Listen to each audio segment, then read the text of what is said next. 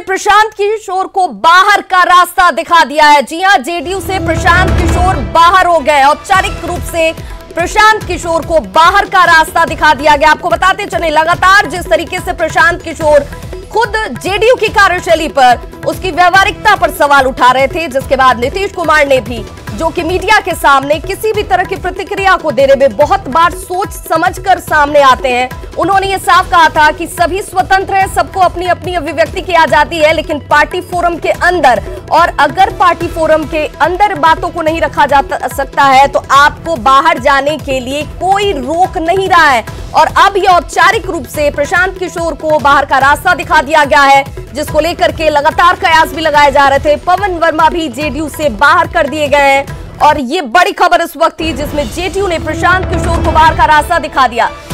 सहयोगी आनंद अमृतराज हमारे साथ फोन लाइन पर इस वक्त जुड़ चुके हैं। आनंद, ये तो सिर्फ एक औपचारिकता है, पहले से ही तस्वीर और हालात सब कुछ तय कर दिए गए थे।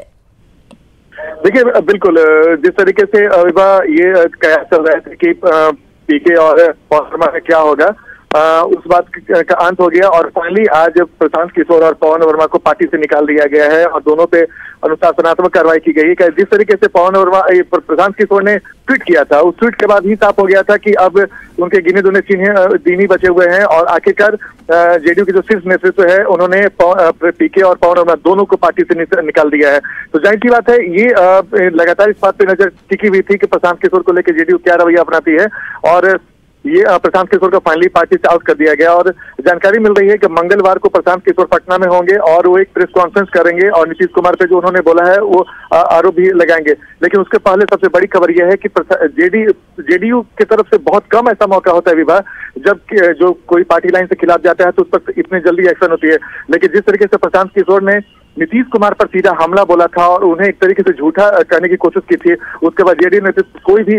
बर्दाश्त करने के मूड में नहीं था। मैं आपको और एक अपडेट बता दूं कि कल 9:30 बजे रात के आसपास नीतीश कुमार के आवास पे कुछ वरिष्ठ नेता, जेडीयू के वरिष्ठ नेताओं के साथ छोटी सी बैठक भी हुई थी और उसी बैठक में तय हो गया था कि प्रशांत किशोर को पार्टी से निकाल दिया जाएगा। और आखिरकार